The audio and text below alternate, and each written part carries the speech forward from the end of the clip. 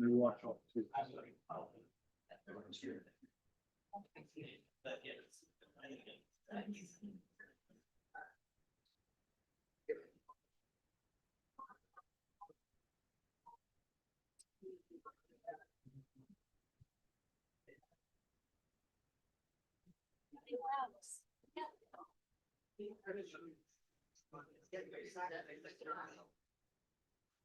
Good evening, everyone. Thank you so much for joining us here, both in person and online. We are here, of course, to celebrate the launch of In Search of Dignity, a lifetime of reflections by Dr. Harvey Max Chochinov.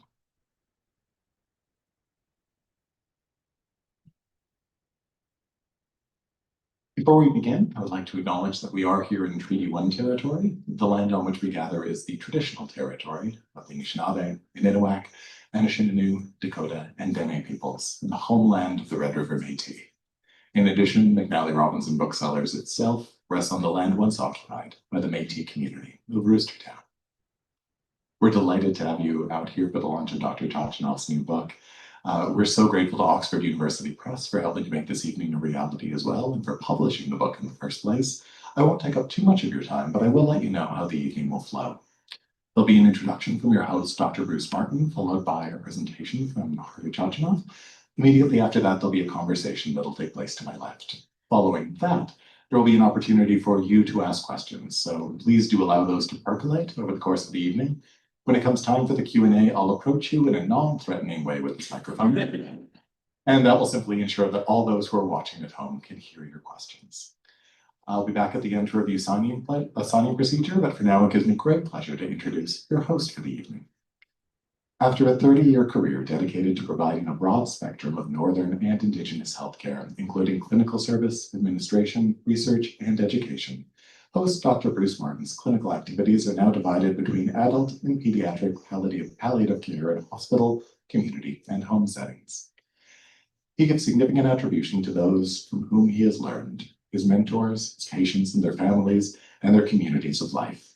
Amongst Dr. Martin's cherished mentors is Dr. Chochinov, with whom he has had an enduring relationship, and who served as his thesis advisor while exploring the development and implementation of culturally guided palliative care initiatives in Nunavut. Please join me in welcoming Dr. Bruce Martin.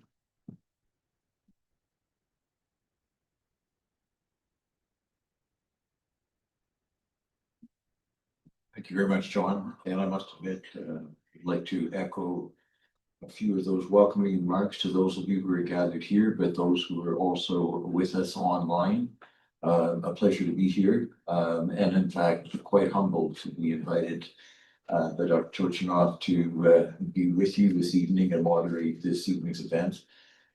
Unlike John, who seemed to speak from notes, but actually he wasn't reading them, I do have notes, and I'm going to be careful because I do have a reputation for having long sentences and speaking in long ones, so I have been given some good notes. I would like to introduce Dr. Harvey Max Chochinov. He is, as many of you know, and you will know many of these things, is Distinguished Professor of Psychiatry at the University of Manitoba and a senior scientist and researcher with Cancer Care Manitoba. His research provides and has provided an empirical basis for understanding and addressing palliative care and end-of-life care experiences for patients and their families, and I will add, and their communities. His more than 350 career publications, which have been cited 30,000 times, have broached diverse topics such as depression, quality of life, suicide, vulnerability, spirituality, existential distress, all of these towards the end of life. He's led a large program of research targeting issues related to dignity within our healthcare settings, which includes the development and study of dignity therapy. He's the co-founder of the Canadian Virtual Hospice, which I will turn to shortly, maybe in a moment, and co-editor of the Handbook of Psychiatry and Palliative Medicine that also was published by Oxford University Press. His latest book that we are celebrating, In Search of Dignity, A Lifetime of Reflections, is also published, as I mentioned, by Oxford University Press. And I smile because it is less than 3 years ago that we gathered here to celebrate and launch his previous book, Being Dignity in Care. As I go on, he has been the recipient of numerous honors and awards, including the Canadian Medical Association's highest recognition, the FNG Star Award. He's a member of the Order of Canada. He's a member of the Order of Manitoba. He is, in fact, an officer in the Order of Canada. And in 2020, he was inducted into the Canadian Medical Hall of Fame. And I must admit, when I visit there in London, Ontario, it's nice to see his photo in the hallway. But let us kind of digress from the type to say many other things. That Dr. Harvey Max Chochinov is also a son, and I can only imagine that his father is with us this evening online. He is a husband, he is a father, he is a brother, he is a grandfather, and amongst, I'm certain, many other family roles and relationships. But he is also an incredible and esteemed colleague of many of us locally, some of us who are here today, nationally and internationally. And despite all the identified appellations and awards, I've got to tell you, he is one truly humble soul, and he's one down-to-earth great friend. So without further ado, Dr. Harvey Max Chochinov. Let's begin with that.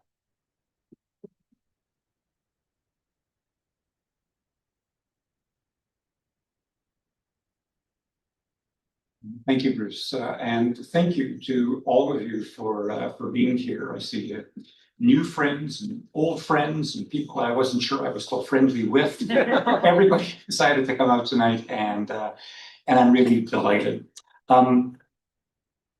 We also have many attendees besides those who are here in the room online.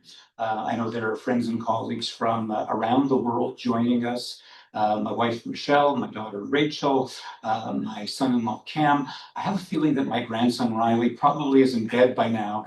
If this was Miss Rachel and I were going to be singing Baby Shark, they might have let him stay up, but such was not the case.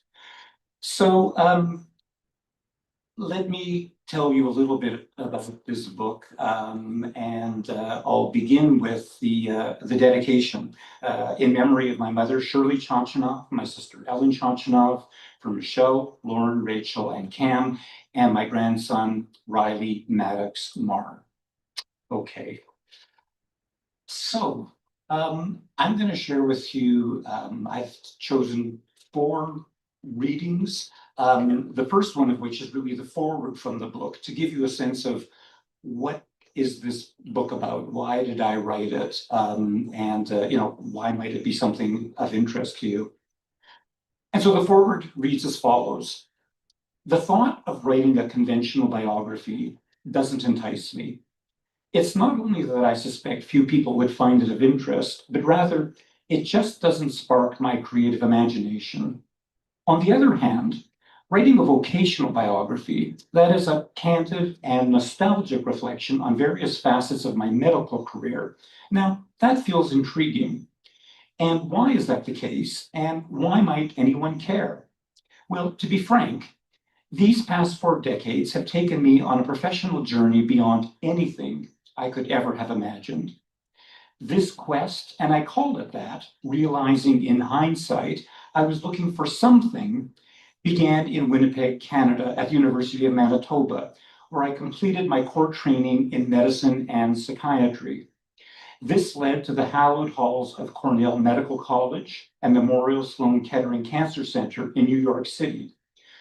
With Winnipeg as my home base, I forged research collaborations with colleagues worldwide, including medical luminaries on several continents. Each study, each paper, each book, each student, and each lecture in academic institutions around the globe have helped shape areas of medicine most dear to my heart, palliative care and person-centered care.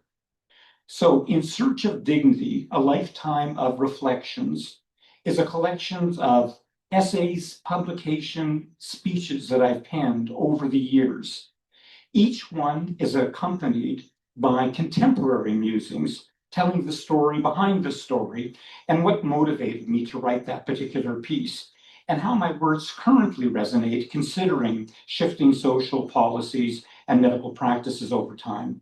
I then go over, spend a bit of time talking about how the book is constructed, the various different sections it's organized into, followed by this. Although my clinical and academic work has focused on palliative care, the insights I've acquired these past 4 decades resonate across the entirety of life. In a career that has fostered humility and enlightenment, patients have revealed the kind of wisdom that becomes most transparent in proximity to death. In hindsight, I think they gave me exactly what I was looking for. This book is my opportunity to share that with you. Thunderous applause, overwhelming reaction. Oh, that was stunning, really. That's what the book is about. Yes, that's what the book is about.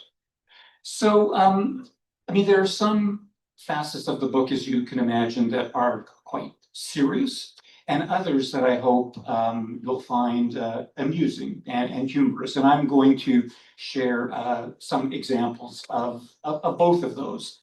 So I'll start with one that is more on the serious note, and I chose this one. It's called Why is Being a Patient a Difficult Pill to Swallow? And as many of the pieces in this book, this one has been previously published, and this one appeared in the Toronto Star, January the 27th of 2023. While being treated for an aggressive hematologic cancer, the former head of a department of medicine at a large teaching hospital told me that he wished he could hang a sign on his bedboard reading PIP, P-I-P, previously important person. Despite extraordinary achievements, skills, credentials, and status, being a patient made him feel like an amalgam of parts, limbs, bodily fluids, organs, and orifices, all now suspect, some more wayward than others, and most, for his taste, far too readily on display. Why is being a patient such a difficult pill to swallow? Besides whatever concern or ailment brings you to seek medical attention, there is something about the very nature of being a patient that deeply rankles. Whether trying to arrange a medical appointment, waiting to be seen in a clinic or hospital, or being examined under the watchful gaze of a healthcare provider, being a patient disrupts our sense of intactness, gnawing away like an existential termite. At its core is the erosion of personhood and a feeling that identity is under attack, threatening to displace the essence of who we really are. It doesn't have to be this way. Our sense of who we are as people is highly individualized based on personal experiences and relationships, affiliations, attitudes, culture, beliefs, abilities, opportunities and connections, inclinations and foibles. In other words, who you are as a person is highly specific and unique. Never has there been, nor ever again will there be one exactly like you. Being a patient, on the other hand, is based entirely on things that are generic. Bodily parts are supposed to behave in exact and predictable ways, irrespective of who their owner happens to be. With all due respect, whether princess or pauper, poet or pilot, your bits and bobs are pretty much identical in form and function relative to everyone else's. And herein lies the problem with being a patient. The moment we enter a healthcare system, the focus of attention shifts from who we are to the ailment or problem we are now facing. This shift puts identity in jeopardy. A longtime dialysis nurse once told me she eventually came to think of patients as kidneys on legs. Patienthood eclipses personhood, casting a shadow that undermines the essence of who we are. This is bad for patients and their families. It's also bad for healthcare providers, since emotional disconnection and objectification of patients is a harbinger for a professional burnout. One approach designed to decrease this kind of existential trauma is beginning to take hold, coined the patient dignity question, or PDQ.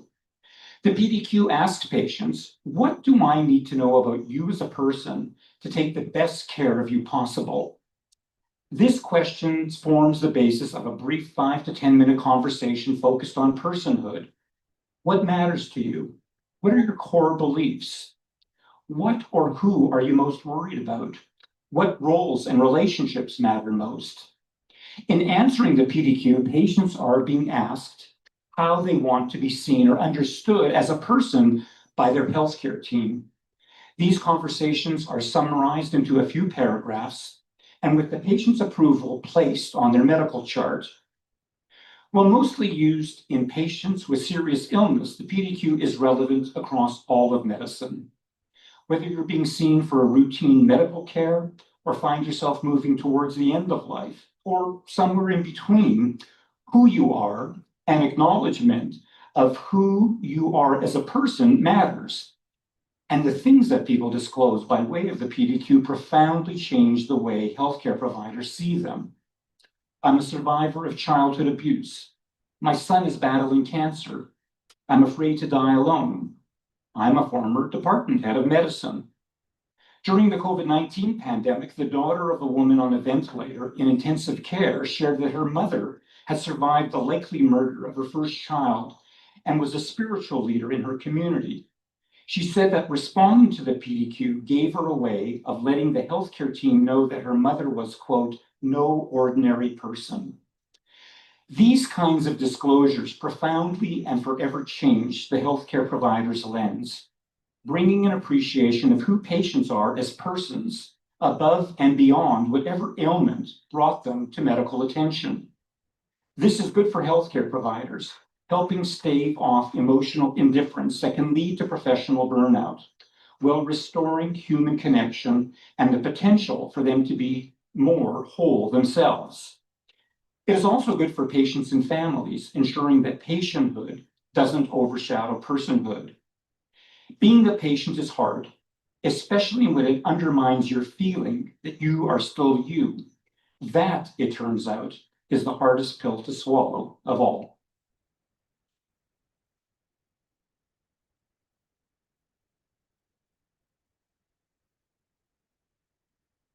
So to change the tone a little bit, this one was written a bit more tongue-in-cheek. I mean, the motivations for writing these pieces usually came either from feeling annoyed about something, I mean, sufficiently annoyed that I had to write about it, or feeling inspired by something and wanting to write about it. This fell into the annoyed bracket.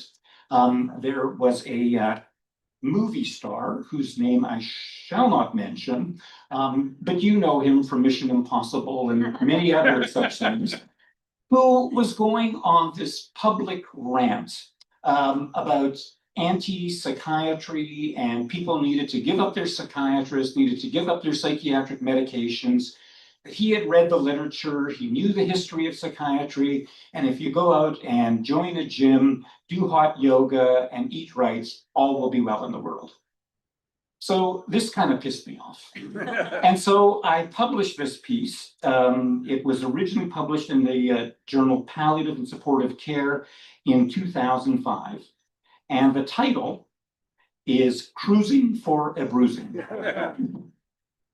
And you'll recognize some of his movies as I move through this. Perhaps I best not mention his name.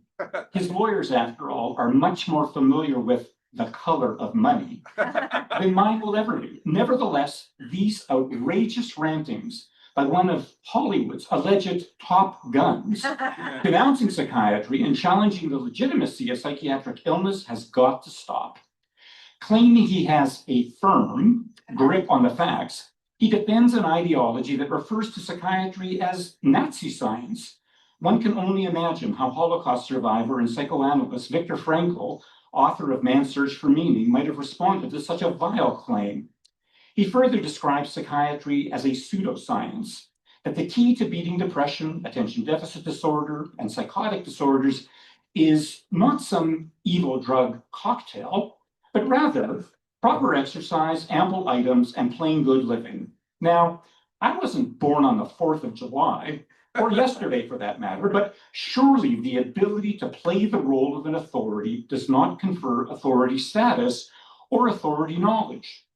Conflating one for the other is risky business, with the potential for much collateral damage. For example, 154,000 people apparently wrote their thanks for his public diatribe.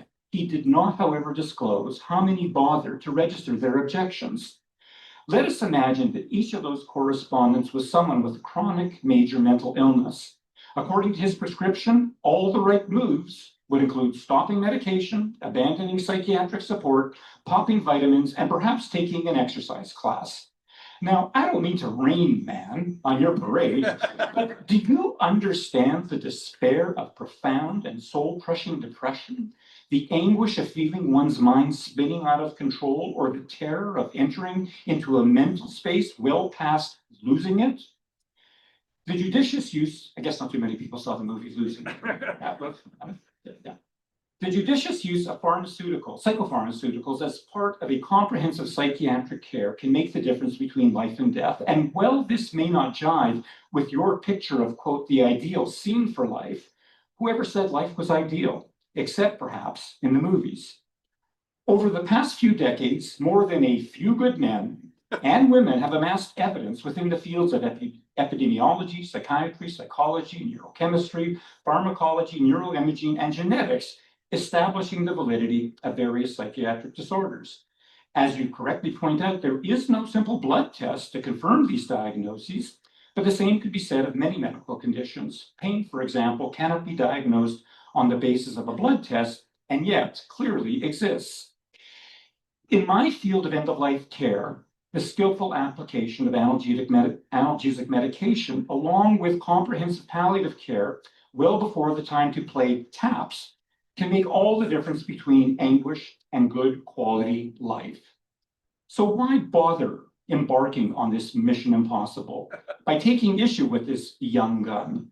It is because most of us will forever remain outsiders to the experience of being a mega celebrity. This rarefied status confers power and influence, including the endless love and adoration of fans and followers worldwide. The likes of Bono, Geldof, and Jolie are using their celebrity to try and reshape the world into a place that is far and away from a planet plagued by poverty, pandemics, and strife. So, why squander the opportunity of your celebrity? Worse yet, why use it to do a disservice to people whose suffering renders them so vulnerable? I know, you have read the history of psychiatry and you've reviewed the literature, but alas, you must have done so with your eyes wide shut.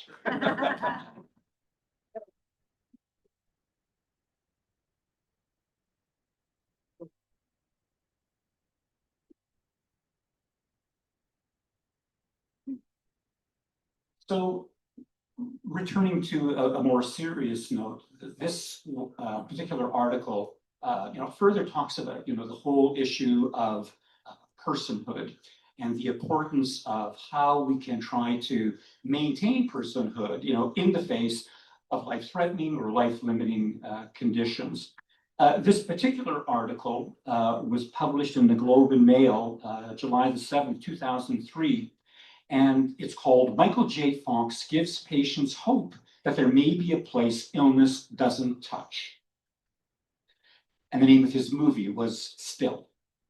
Still, a Michael J. Fox movie, was recently released by Apple Plus TV and provides a ringside seat to the daily formidable challenges facing the actor since he was diagnosed with Parkinson's disease more than 30 years ago. There is, of course, tremendous irony in the movie's title. Given Parkinson's disease, a non-curable neurodegenerative disease that affects well over 6 million people around the world, denies those afflicted the ability to keep still. As was the case with Mr. Fox, it often begins with a tremor in one hand, which over time progresses to generalized slowness of movement. resting tremors, and difficulties with balancing, resulting in falls. Stillness becomes a distant memory, a resting state of immobility that is no longer part of one's repertoire. The film's title has other resonances, including the idea of calmness and a feeling of inner peace. The closest we see Mr. Fox demonstrate that kind of stillness comes when he speaks about or is seen with his family. In those instances, he doesn't seem to be contemplating the next quick-witted one-liner or embodying the part of an iconic actor or international Parkinson's spokesperson and philanthropist. In one particularly poignant scene, while expressing frustrations with his physiotherapy routine, his personal trainer reminds him that he doesn't always have to be Michael J. Fox.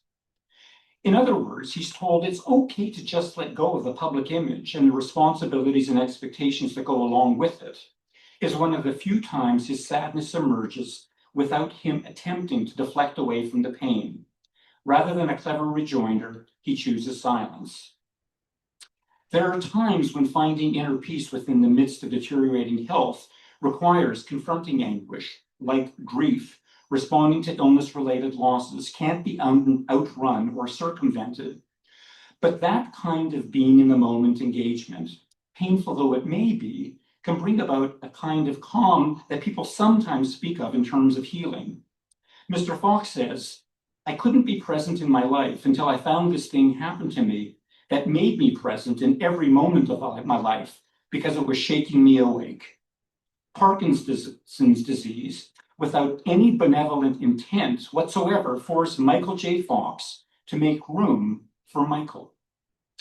I've spent the entirety of my career as a psychiatrist working with patients facing life-threatening and life-limiting conditions. My research shows that no longer feeling like the person you once were can crush a person's sense of dignity and sap the desire for life itself. The challenge for patients facing illness-related losses is trying to locate and preserve core elements of self that define who they are. Mr. Fox says, despite his illness, quote, "I love my mind and I love the places that it takes me. I suspect those places haven't changed much over the course of his lifetime. They are places teeming with wit, imagination, and fun, and they are places where Parkinson's doesn't occupy any significant real estate." When asked to imagine his life for a decade or two from now, Mr. Fox responds with perfect, impeccable timing, "I'll either be cured or I'll be a pickle."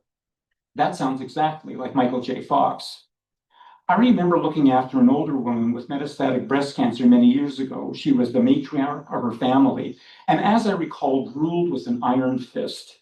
Even as she lay on her deathbed, with a single wag of her finger, her family would jump into action. While dying broke her body and diminished her capacity, in spirit, she remained entirely herself, intact, formidable to the very end. Parkinson's disease hasn't been able to occupy those extraordinary places within Mr. Fox, allowing him to maintain a sense that he's still the same person. For many people confronting enormous health challenges, remaining oneself is directly linked to meaning and purpose.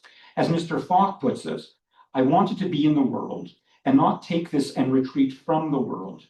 In so doing, he has made the world a better place through his philanthropy, raising more than $2 billion for Parkinson's research, through his mobilization of the Parkinson's community, and now with Still, through his honesty and transparency. By showing us unflinchingly what Parkinson's can and can't break, he has given patients hope that there may be a place within themselves where they might take refuge, a place that illness mightn't touch. This may allow them to get back to a future imbued with meaning, purpose, and hope. For that, we are all collectively in Mr. Fox's debt still.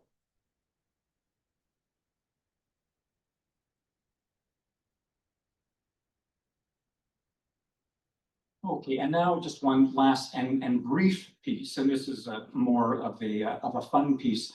I was asked a few years ago to give an address, and the book does contain a number of speeches that I've given over the decades, but this was just from a few years ago. I was asked to speak to a group of high school students. at the University of Manitoba. They came to an event that was sponsored by the Canadian Medical Hall of Fame. And these kids have a day where they're asked to contemplate what a career in science might look like. And the Canadian Medical Hall of Fame invited me to speak to them and to give them an address that they titled for me, Message to My Teenage Self. So here's my message to my teenage self. Harvey, you are going to survive the existential trauma of going bald before the age of 25. It's true, eventually the part in your hair will be as wide as your entire face. And I hate to tell you this, but it will not be the worst thing that ever happens to you, not even by a long shot. Your life will be extraordinary, with highs and lows beyond anything you could ever imagine. The people who love you will be there to celebrate your moments of glory and will also be there to hold you up when you feel unable to do so on your own.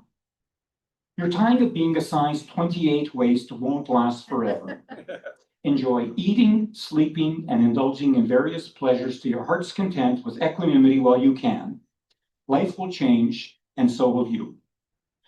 A few years from now, you are going to hear about a company called Apple. This has nothing to do with fruit, orchards, or cider. Invest all you can, as soon as you can, and as much as you can. Trust me, don't ask too many questions, just do it. You're going to meet some amazing people in the years ahead. Very few, if any of them, will try to get in the way of you fulfilling your dreams. You will be your biggest obstacle. Your own self-doubt will cause you to stumble on occasion, more so than anyone else trying to trip you up. You're going to have the extraordinary privilege of working to make the world a little bit better. So, have faith in the future. Have faith in yourself. Start your hat collection early. And remember, please, please, buy Apple.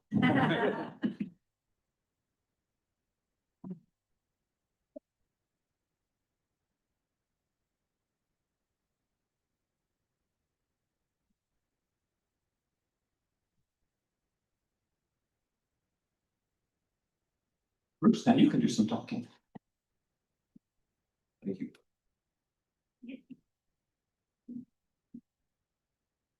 So I will be open and admit, Harvey and I have had some good chats prior to this evening and tried to decide what might we do after these wonderful readings. And thank you so much for those.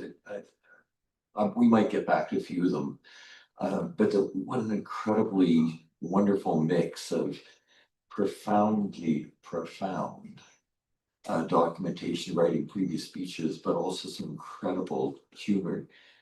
Yes, I had already heard of cruising for bruising, and I did try to keep track of how many movies were identified there, and I lost track, probably because I'm not always a moviegoer, but also I ran out of fingers. One or two done, but some other incredibly deep and reflective components to your book was great that you shared those with us. And so we've come up with a few topics that I was hoping to explore on our collective behalf with Harvey. And we'll maybe start them at random. Some of them I might preface, some of them I won't. I must admit, the last one you did, your writings to your teenage self, you also have done presentations for individuals entering into health professions, including medicine. So it's kind of a general question. How do you want your teachings to shape medicine as a profession, medical training, and I must admit, broader, all health professionals who deal with those who are facing challenges in life? So how would you like your teachings to shape what it is we do? Thanks, Bruce. And maybe just before answering that, I mean, Bruce Barton is a wonderful friend, a dear colleague, and really the embodiment of what it means to practice medicine that endorses these outlooks, dignity in care. And for that, I'm so grateful. The very last piece in the book is also a speech. And in this instance, it was a speech that I was asked to give to incoming medical students. The first day in medical class, they have what's called a white coat ceremony. And this was, I think, 3 years ago that I was asked to address the medical students at the white coat ceremony. And so a deep and reflective and more thoughtful response you can find in the book, the very last chapter. But the kinds of things that I tell them is, to aspire to be, more than human body mechanics, to aspire to be healers. And by that, I mean that, medicine and modern medicine has become just so incredibly transactional. It's become, what we do to people. It's become about tests and diagnoses and treatments, all of which are spectacular and, incredibly important. But where we run into problems is when the transactional replaces the relational. And if we practice medicine, transactional medicine, at the exclusion of the relational, people suffer, patients suffer, families suffer, even healthcare providers suffer, because like that nurse who talked about the patient being kidneys on legs, when we become disconnected from the emotional aspects of what's going on with our patients, that makes us much more robotic and vulnerable to professional burnout. I would also say for healthcare systems, it also puts them in jeopardy, because the reason that patients and families complain isn't because of medical misadventure. It's because people feel like they weren't treated with kindness. Our former colleague, Mike Harlows, who was the previous head of palliative care, a man that Bruce and I both love and admire very much, used to say that patients will forgive you almost anything, but they won't forgive you lack of kindness. So that is what I try to share with the medical students. So on day one, I'm happy to report that the Dean of Medicine felt fitting that a copy of my previous book, Dignity and Care, The Human Side of Medicine, would be something that would be gifted to all incoming medical school classrooms. And so that's happened for the last number of years. And last year, the head of surgery approached me and says, maybe the surgeons might appreciate having this. He says, I'm not sure they're going to read it. Could you send me a YouTube video they could look at as well? And I said, sure, I can do that too. So those are the sorts of messages that I hope will get out. And maybe just one last thought, and that is that even though much of my work, all of my work really has taken place in palliative care, the epiphany over the last decade is that the things that we are discovering that apply at end of life resonate across all of life. So these are things that apply across all of medicine, and those citations you were talking about, they're not all in palliative care. They're in sports medicine and rehab medicine and intensive care. So the ideas of dignity, kindness, compassion, end of life doesn't have a monopoly on those things. They apply everywhere where people find themselves in a situation where they are having to enter into healthcare. Thanks for that, Harvey. I must admit, I was going to explore how these concepts have actually made their way into the culture of healthcare itself. But you've answered that one for me, so I'm going to skip along. I'd like you to explore for us your recent thoughts and writings on the so-called platinum rule. I think most of us are familiar with the golden rule, which is do unto others as you would have them do unto you. Because we know it's actually been truly a cornerstone of morality, promoting empathy, respect, and things. And it's actually found in many different forms across many world religions, philosophies, cultures, the golden rule. Do unto others as you would have them do unto you. But you've published and spoken of the platinum rule. Can you share with us your thoughts? What is it, what it means, and how we should embrace it? Sure. Some of you may have seen there was I think it was last week, the Globe and Mail had an excerpt from my book. And it's a story about the platinum rule and my sister Ellen. So I'm not going to retell that story because that might discourage you from either going to the Globe and Mail or reading the book. But the idea that Bruce is talking about is, I mean, so how is it that we gauge what somebody else might need? You know, whether it's, you know, one person to another or a patient to a healthcare provider. Well, the golden rule is we use ourselves as a gauge for what somebody else might want. I mean, if I were in that situation, what would I want done? I mean, for me or for someone I love, which is a really important moral adage that you find in traditions across millennia. But is there a place where it's limited? And the place where it's limited is if your own lived experience is so divergent from the lived experience of the person that you're now trying to evaluate.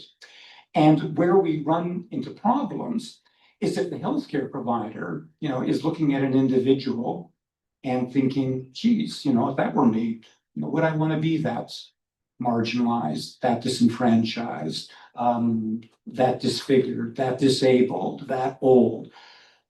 And then make recommendations based on helping that individual avoid a future that the person themselves, that the care provider themselves would find untenable. And so the platinum rule says, maybe the gaze we need to think about and the perspective we need to think about is not just the healthcare providers, you know, using yourself as a gauge, but thinking about what the patient might want. And so the platinum rule is doing unto patients as they would want done unto themselves. And the book contains two articles, one that was published in the Journal of Palliative Medicine, and it tells the story of a gentleman whose healthcare provider suggested that if things go bad, he might want to consider medical aid in dying, and talks about, well, what goes on in the mind of the healthcare provider? And the second piece was one that was published in JAMA Neurology, and that's the story of my sister Ellen, and it's called Seeing Ellen and the Platinum Rule.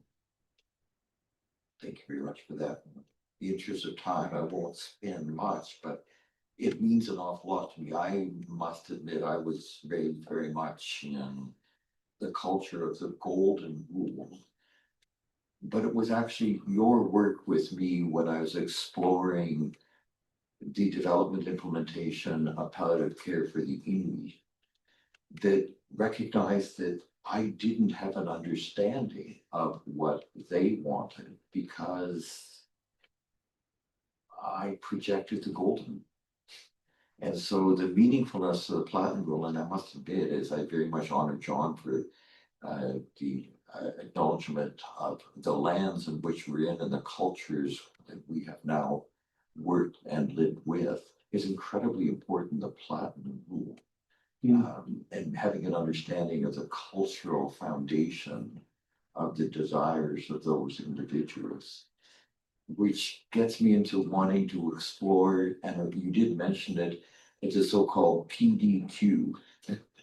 And for those who didn't catch it, when you do read the book, the so-called patient dignity question, which those of us who've known Harvey absolutely knows that has come out of your focused research on dignity. But the whole PDQ is that simple, and you mentioned an open-ended question. What do I need to know about you as a person to give you the best care possible? And before I ask you to share some thoughts about the importance of it, I always smile when I hear you speak of it.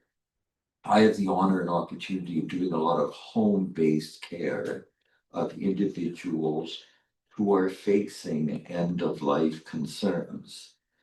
And I must admit, very often when I walk into a home and let us say I'm meeting an elderly fellow, I will turn to him and say, tell me something about yourself. And I'd have to tell you many times the response is, I have prostate cancer and it's spread all over and it's taking my life. How come you don't know that? And I know what that means. That means that what he's been accustomed to is the way I might have been raised in healthcare. So the questions asked of him are about pain and suffering, not tell me about yourself. And so when I explain, no, tell me a little bit about yourself, often the response is, I'm not ready for that one. So tell us about the PDQ, the history of it perhaps, and some of the thoughts about the importance of it. Sure. And I know you've reflected on it when you read, but it is so profoundly meaningful to us. Sure. Well, I mean, we've done lots of research in different ways of trying to elicit personhood, put personhood, back on the clinical radar. But we needed to come up with something that would be simple, time efficient, and something that didn't take a whole lot of training so that people would be able to invoke it, at the bedside.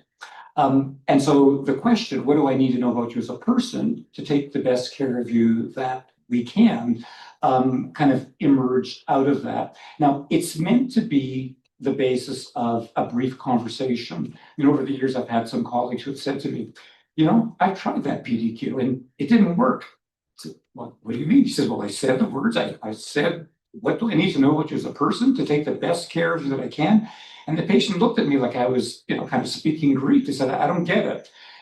And so I had to actually write a separate article called Revisiting the PDQ to tell people that, it's not a magical sentence that automatically, will open up, the floodgates of personhood if you don't engage someone in a conversation.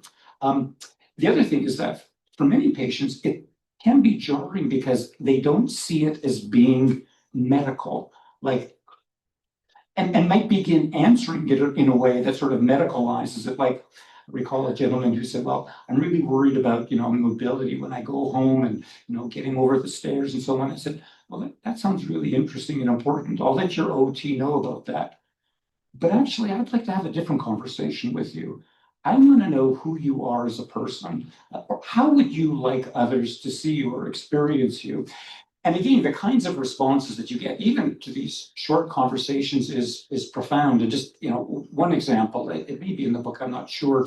I remember walking into the room of a First Nations woman and having this conversation about the PDQ, what do we need to know about you? And basically what she told me is, I'm a residential school survivor. My family moved 82 times so that people wouldn't get to know us well. And the other thing she said, and I'll never forget this, she said, and people wearing white coats scare me. And I thought to myself, this woman is dying in one of our palliative care units. She's been here for several weeks. Everybody walking into the room, for the most part, is wearing a white coat. And she's saying there's this entire subtext that she's never articulated. So it brings me back to, we all give lip service to this idea of the importance of person-centered care. You can't do person-centered care in the absence of knowing something about who that person is. Thanks, Harvey. I admit that. And it only brings back myriads of stories in those who can and choose to willing to answer the question, and we won't go into that. Maybe in the interest of time, before we turn to the audience for questions, one last thing, perhaps. In the interest of time, do you feel that your literature, your books, and specifically this book, speaks to healthcare professionals? Or do you think it speaks to patients and their families? I think both. Clearly, this book contains pieces that have been published in the medical literature. But it also contains many pieces, like the ones I read to you today, or most of the ones I read to you today, that have been published in newspapers or for kind of lay media. Because I think the messages are important for people who provide care, but they're also important for all of us who, at one time or another, will be recipients of care. And in a sense, empowers individuals. Knowing the message empowers individuals to anticipate that, hope that their health providers will get to know them as an individual. And hopefully gives people some tangible understanding of what those dynamics are about. You can sometimes, find yourself kind of overwhelmed by feelings that at the time may be seemingly inexplicable. But if at least you have a sense of, these are not only, I mean, we sort of prepare ourselves for the physical challenges, being prepared for the psychological, the existential challenges. I think that puts us in a better place when we find ourselves being recipients of healthcare. That's wonderful. Come the time when the patient lying in a bed in an academic teaching hospital will turn to the incoming clinician and say, I'm really happy that you get to know me a little bit. It would be wonderful. Wonderful. Well, listen, we do have some time and an opportunity for individuals to pose a question to Dr. Chochinov, whether it be, let's say, his lived experiences that have led to his incredible writings, led specifically to the book that's being launched, or reflection. So we very much open it to the audience, and John has a microphone so that others online might hear, and so that perhaps I might hear. And I'm a psychiatrist, so I'm comfortable with silence. Thank you. Thank you. Bruce, you gave an example of your care, I guess, as a palliative care physician. You see somebody at home, and do not come out with this question right away. Tell something about yourself. You would say, I read about you, and I know that you are having a disease, you have pain, or maybe it's how is the pain? And then when you made a contact as a physician, on the basis of being a physician, contact with the patient, then you might, when you have to feel that the patient is approachable at all, you tell me about yourself. And I criticize it.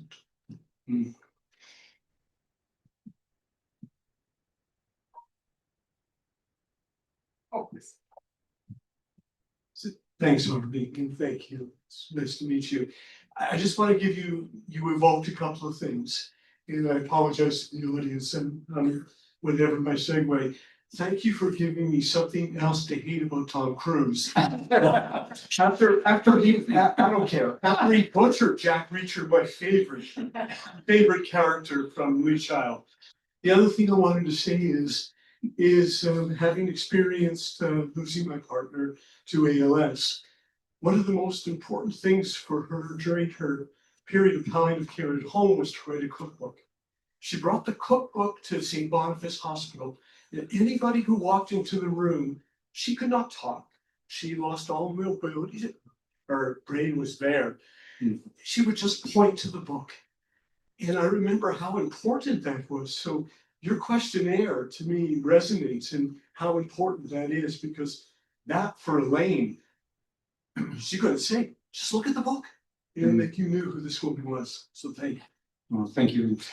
You know, it reminds me of a story. I can't recall if it's in the book or not, but it goes back to when I was at Memorial Sloan Kettering. I was working on the neuro-oncology unit, and I was seeing a young man who had a primary brain tumor very near the end of life, and walked into his room one day. At this point, I don't think he was conversant whatsoever, but there was a picture on his bedside table of this young man who is in this incredible Hulk, you know, sort of pose, and he had been a bodybuilder. And I always remembered that and the juxtaposition between those two. And even though at the time, I mean, I was much younger, and I don't know that I would have had the words to articulate it, I realized in hindsight, what he was saying is, this is me. This is how you need to see or appreciate, if not who I am, who I was, or who I still want to be. While he's passing the microphone, I must admit, sir, that the comments you made, it hit me. A longstanding personal friend, colleague, passed from ALS. And what did she give me? Her cookbook. And it's, it's just the story yes, yeah, bless you. Thank you. Thanks for sharing. Harvey, thank you so much for all your inspiring work over the years and for this lovely, entertaining and inspiring book and presentation. Since you have spent so much time with the dying, can you say something about death to us from your experience or from As what? opposed to the alternative. Well, just that you hung around with the dying for a long time, so you must have something interesting to say about it. I just I was interviewed by I think it was, there was a review of my book in the National Post last week. And they asked me that question. So, what have you learned about death and how is this all going to change the way you confront your own death? And although the response is a bit glib, it's still true. I mean, I haven't died, not even once. So, it's hard to anticipate, how will I approach that? On the other hand, and I'll also, I think it would be helpful to hear Bruce reflect on this. I think it can't help but change the way you live life. Because I think you live with sort of a heightened awareness, even though some of us may think about it occasionally. I think when you do this work, you live with a heightened awareness that life is a time-limited event. And that changes perspective. It changes the sense of what matters and what doesn't matter. Bruce, you hung out with lots of people in your end of life. What are your thoughts? Or will you share them when you write a book? Well, yeah, it's tough one. Tough question. And I must admit, be careful here. People often ask me how I cope with the spectrum of my clinical care, in part because I do infant, child, and adolescent pediatric care. Palliative care. And lots of people say, however can you do that? And I have to be very honest with them that being able to establish a relationship with those individuals and talk about their anticipation of their end of life, young ones, I have learned to accept and embrace the challenges. But I must admit very openly and honestly from this chair, I would say the greatest challenge I have in my clinical care is caring for a mom of 2 preschool kids. Because the whole concept of having talk about death and talk about loss of lived experience with her little ones is really tough for me to face. And I've had a hard time facing death of my patients who one might say I characterize in that cluster of age group and lived experience. I know that doesn't quite answer the question, but exploring my own interpretation of the impact, not only the patient, but the impact on me and my ability to provide meaningful patient-centered care, I have to embrace the loss of life. There are also a couple of articles in the book that are on an approach that I've coined intensive caring. And it talks about ways of being with suffering in a manner that will be perhaps more effective, more empowering, understanding the potency of things like presence, understanding what's possible, understanding something that I refer to as therapeutic humility. So that might be a chapter or 2 of the book that may help guide some of your thinking on that. So we do have time for one more question, and immediately following that, we'll go to our guest for closing comments. Karen. Hello, Harvey. It's Good to see you. Yeah, Oh, lovely. and it's wonderful to have worked along with you a little bit at HSC as we looked at this. I guess what I don't know that anybody's pointed out to you how vital really is what you're doing with the therapy is tearing down walls in medical health care. What you're doing is stopping the kind of like that's not my job attitude that runs through healthcare. you know, we're all assigned certain tasks. And at one time, I was involved in spiritual health care and encouraged everybody to link into Harvey's work for what it means. And Harvey was able to be colleagues with us in spiritual health care. So we work in the existential. We have the privilege of not wearing a white coat. And so we have so much to share together. And I think the work you're doing is vital for that we bring our humanity to our work more than anything else. No, thank you, Karen, and a privilege to have worked together for so many years. And we did have one very quick comment over here.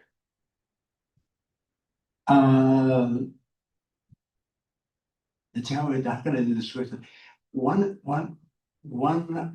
of the biggest or helpful things that I have had with my doctor when I go see him is not only when he looks at me as a person, but when he shares with me that he's a person.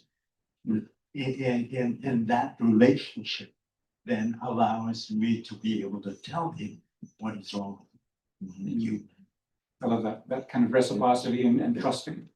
Yeah, that's wonderful. Thank you for sharing that. Any closing comments?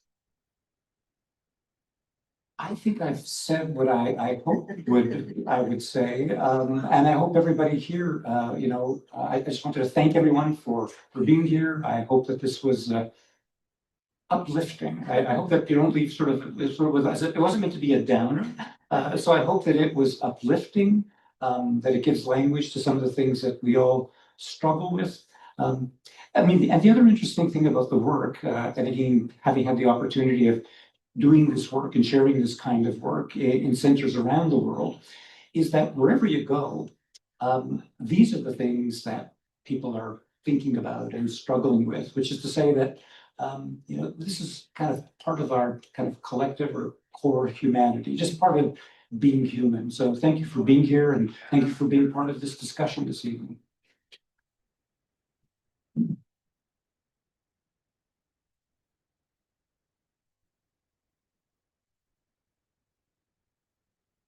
Thank you all so very much for your attention, for your comments. We will be moving on to the signing portion of this evening right now. So there will be one moment of beautiful chaos while we line up roughly down this aisle.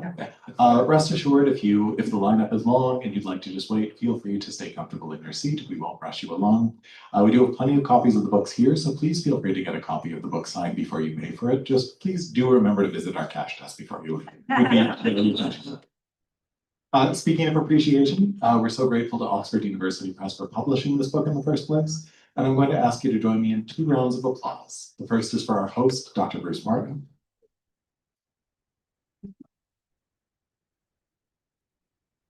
And the second, of course, for our author, Dr. Harvey Max Chochinov.